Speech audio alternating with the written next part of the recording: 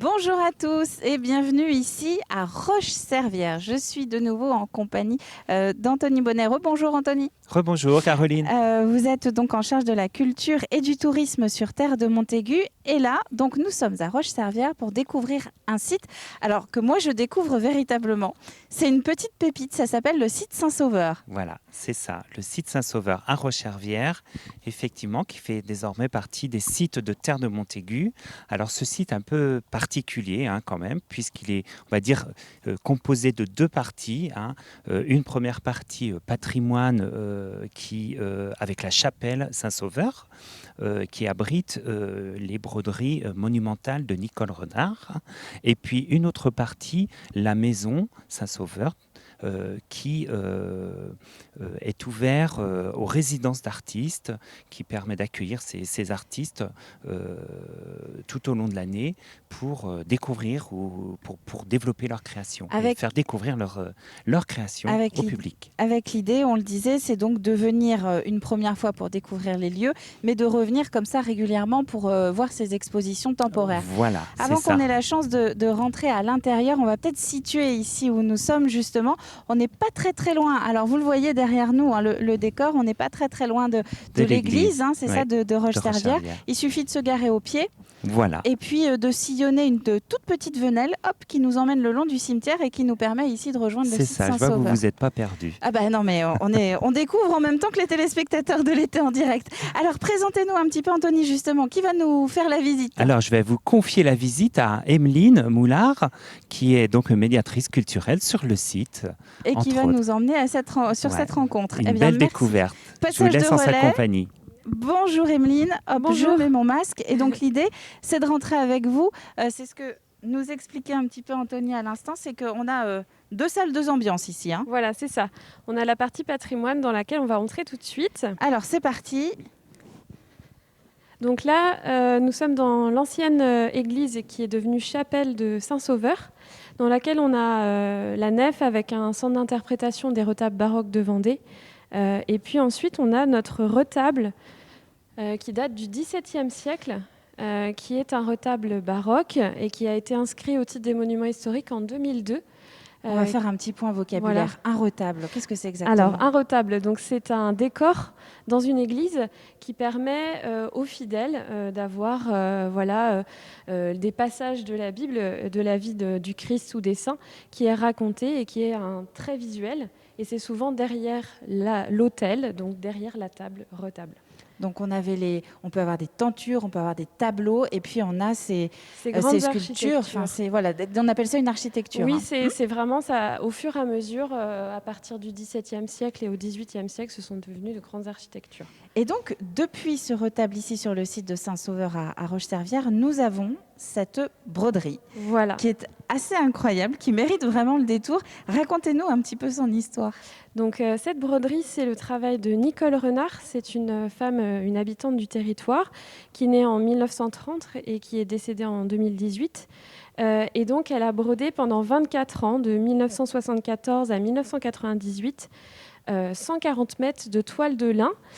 Donc ce sont des textes de Saint Jean, les épîtres, l'Apocalypse et puis au début l'Évangile. Donc c'est une femme seule qui a passé un quart de siècle à broder et vous disiez une formule très jolie, c'est ce qu'elle disait elle-même, je suppose, c'est qu'elle croyait, c'est ça, avec ses doigts? Elle priait avec ses doigts. Elle priait avec ses doigts, donc chaque jour elle faisait un peu de broderie et ça lui permettait de méditer sur le texte. Et de méditer sur ces paroles de Saint Jean qui sont pour elle très marquantes, qui la touchent beaucoup.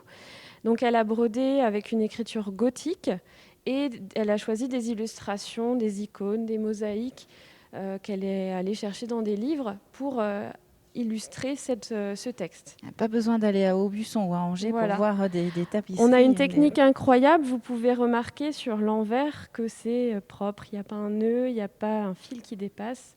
C'est parfait. Et donc là, on a la suite de son travail. Voilà, puisqu'elle ne s'est pas arrêtée là, elle a continué à broder. On a par exemple cette nappe qui reprend la prière du rosaire qu'elle a faite entre 2002 et 2007. Elle était déjà en Vendée et elle a notamment agrémenté cette nappe de végétaux et d'animaux, une petite frise comme ça très délicate. Et alors si on revient sur l'architecture du site de Saint-Sauveur, on est ici un peu sur une transition. Voilà. On a quitté l'église pour se retrouver vraiment dans la partie neuve, et c'est là où le visiteur passe sur les expositions temporaires, c'est ça? Donc dans la partie patrimoine, on a la chapelle et la broderie, et puis on avance dans la maison avec les expositions temporaires. Et cet été, on a le travail de Bernard Prat, qui est un artiste français, originaire de Charente, qui a 69 ans, et qui nous propose cette exposition « Objets inanimés, avez-vous donc une âme ?» C'est une exposition de ses œuvres, puisque c'est un artiste qui travaille avec des objets du quotidien qu'il va assembler selon une technique qui s'appelle l'anamorphose. Donc si on regarde par exemple cette installation sur le côté... Alors, il faut venir, on va laisser la place à Stéphane pour faire la démonstration. Donc en fait, on remarque rien au départ, et puis quand on est au point de vue choisi par l'artiste, juste en face, l'image l'image transparaît, et donc là, il a réinterprété un tableau de Ingres qui s'appelle La Source. Assez incroyable. Donc il y a cette exposition. Voilà. Et sur la dernière minute qui nous reste, j'aimerais bien qu'on parle aussi de ce que vous nous avez préparé sur la fin du circuit, à savoir que tout le monde peut venir, que personne n'est oublié, quel que soit l'âge. Oui. On peut venir en famille. Bien sûr, pour s'intéresser au site de Saint-Sauveur. Oui, à Saint-Sauveur, on aime accueillir les familles, et donc on a proposé 2 jeux qui sont sur réservation. 2 jeux, l'un qui s'appelle Étrange Bazar et qui permet de découvrir le site en s'amusant dans son ensemble, les broderies, la chapelle. Et puis un second jeu qui s'appelle Mission Exposition, qui est un jeu en fait qui permet de découvrir l'exposition tout en s'amusant. Donc l'idée, c'est d'aider Bernard Prat et d'aider Taboli, son petit personnage fétiche, d'aider à retrouver un code couleur pour ouvrir le tableau et retrouver le tableau manquant qui est resté enfermé. Eh ben moi, rien que pour la loupe, j'ai envie de le faire, ce jeu. L'extra, la loupe. Merci beaucoup de cette visite, de cette découverte du site Saint-Sauveur ici à Roche-Servière. Si vous avez envie de visiter, n'hésitez pas. Les informations, c'est sur le site de Terre de Montaigu. Et puis, sur notre site internet aussi. Et sur votre site de Saint-Sauveur. L'expo Bernard Prat, vous l'avez entendu, c'est tout l'été. Si vous voulez venir, il y a un étage qu'on ne peut pas vous présenter dans l'émission, mais qui vaut le détour. C'est la fin de ce nouvel épisode de l'été en direct. À très vite pour une nouvelle découverte sur le territoire.